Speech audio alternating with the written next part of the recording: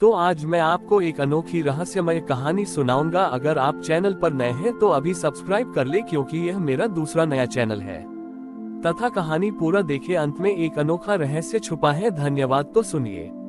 एक छोटे से गांव में, जिसका नाम रत्नागिरी था, एक विधवा स्त्री रहती थी। उसका नाम पार्वती था और उसकी एक बड़ी ही बेटी थी, रिया। पार्वती बहुत गरीब थी, लेकिन उसका मन बहुत ही निर्मल था। वह दिन भर दूसरों के खेतों में काम करती और जो कुछ भी कमाती उससे अपनी बेटी का पेट भरती थी। नवरात्रि का समय था और पूरे गांव में देवी दुर्गा की पूजा की तैयारी चल रही थी। गांव के लोग अपनी अपनी मूर्तियों को सजा रहे थे और तरह तरह के पकवान बना रहे थे। रिया ने भी अपनी माँ से कहा, माँ, क्या हम भी इस बार एक छोटी सी देवी माँ की मूर्ति नहीं बना सकते? पार्वती के पास मूर्ति खरीदने के लिए पैसे नहीं थे। वह उदास हो गई, लेकिन उसने अपनी बेटी को निराश नहीं होने दिया। उसने कहा, बेटी, हम मूर्ति नहीं खरीद सकते, लेकिन हम खुद एक ऐसी देवी बना सकते हैं जो इन सभी मूर्तियों से ज्यादा शक्तिशाली और सुंदर होगी। रिया को अपनी माँ की बात समझ नहीं आई। पार्वती ने रिया को अपने पास बैठाया और कहा, इस दुनिया में सबसे बड़ी देवी ममता है, और ममता केवल माँ के पास नहीं, बल्कि हर उस दिल में होती है जो दूसरों के लिए करुणा रखता है। पार्वती ने रिया को साथ लिया और वे गांव के एक बूढ़े कुम्हार के पास गए। कुम्हार बहुत बीमार था और उसके पास काम करने की शक्ति नहीं थी। पार्वती ने उससे कहा, बाबा, हमें बस थोड़ी सी मिट्टी दे दो, बाकी सब हम संभाल लेंगे।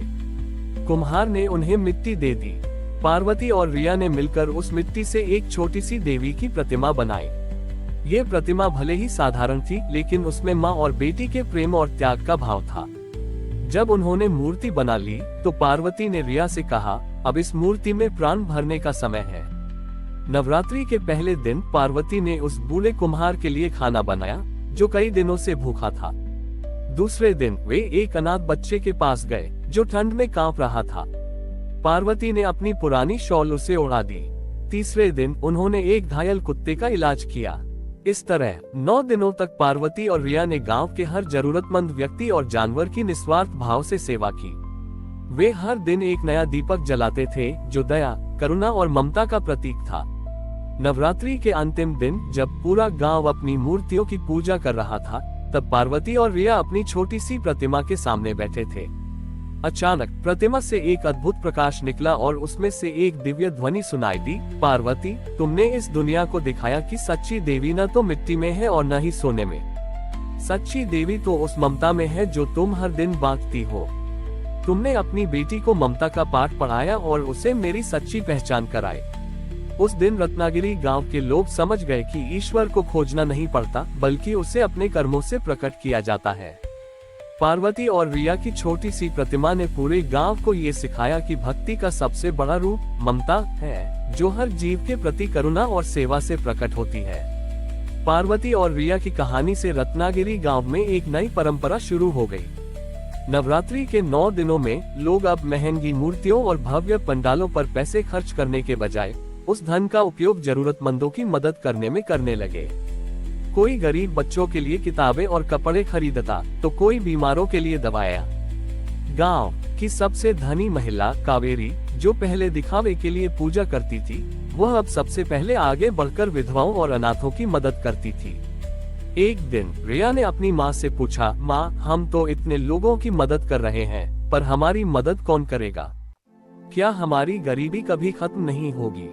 पार्वती ने अपनी बेटी के सिर पर हाथ फेरा और कहा, बेटी, जब हम किसी की निस्वार्थ भाव से मदद करते हैं, तो हमें उस मदद की उम्मीद नहीं करनी चाहिए।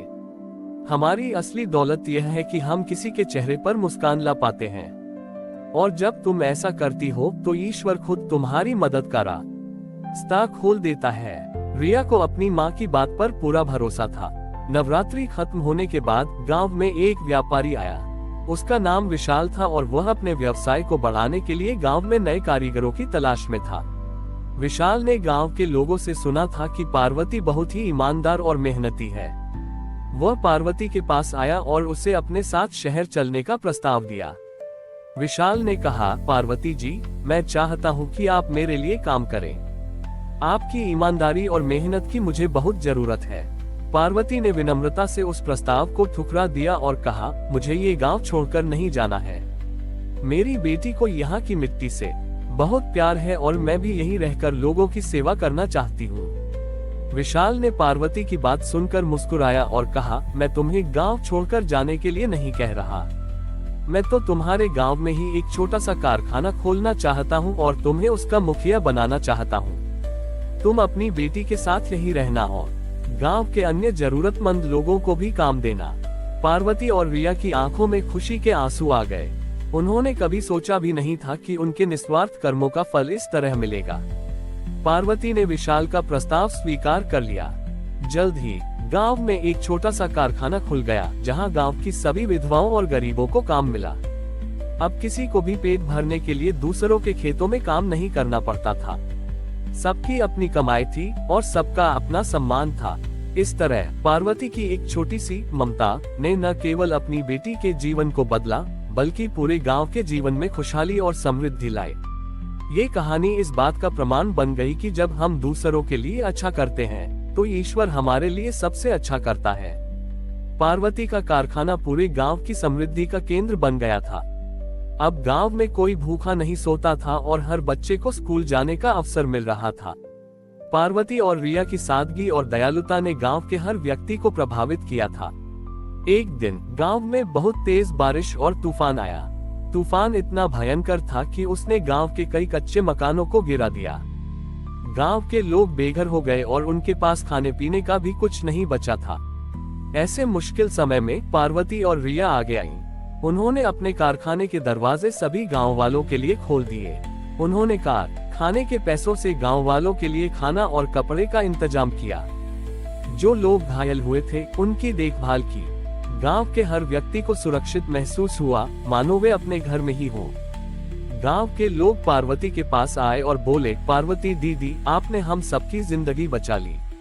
आपने अपनी कमाई हमारे लिए खर्च कर दी। पार्वती ने मुस्कुराते हुए कहा, ये सिर्फ मेरी कमाई नहीं है, ये तो हम सब की कमाई है। जब हम सब मिलकर काम करते हैं तो कोई भी मुसीबत हमें हरा नहीं सकती। रिया ने अपनी माँ की बात सुनी और उसे समझ आ गया कि सच्ची दौलत क्या होती है। उसने देखा कि उसकी माँ की दौलत पैसे और धन में नहीं, बल्कि लोगों के दिलों में थी। लोग उसके लिए इतना सम्मान रखते थे कि वह किसी भी धन से ज्यादा मूल्यवान था। अगले दिन जब तूफान थम गया तो गांव के सभी लोगों ने मिलकर अपने घरों को फिर से बनाना शुरू किया। उन्होंने एक दूसरे की मदद की और बहुत ही कम समय में पूरा गांव फिर से खड़ा हो गया। इस बार उनके घर न केवल मिट्टी के बने थे, बल्कि नमे प्रेम और सहयोग की नींव भी थी। जब नवरात्रि का समय फिर से आया तो गांव के लोगों ने कोई मूर्ति नहीं बनाई। इसके बजाय उन्होंने गांव के बीचों बीच एक छोटा सा पेड़ लगाया और उसके चारों ओर एक सेवा का घेरा बनाया। हर दिन वे सब मिलकर किसी न किसी की मदद करते थे और उस पेड़ को ममता का वृक्ष कहते थे। इस तरह पार्वती की एक छोटी सी पहल ने न केवल गांव को समृद्ध बनाया, बल्कि उसे एक ऐसे समुदाय में बदल दिया जहां हर कोई एक दूसरे की शक्ति और सहारा था। हमारी और भी आध्यात्मिक एवं अनोखी कहानियां देखने के लिए हमारे चैनल पर जाएं तथा धार्मिक एवं पौराणिक अनोखी कहानियां हमारे चैनल पर है। कृपया जाके देखें तथा हमारे चैनल को सब्सक्राइब करके रखें और वीडियो लाइक जरूर करें। धन्यवाद।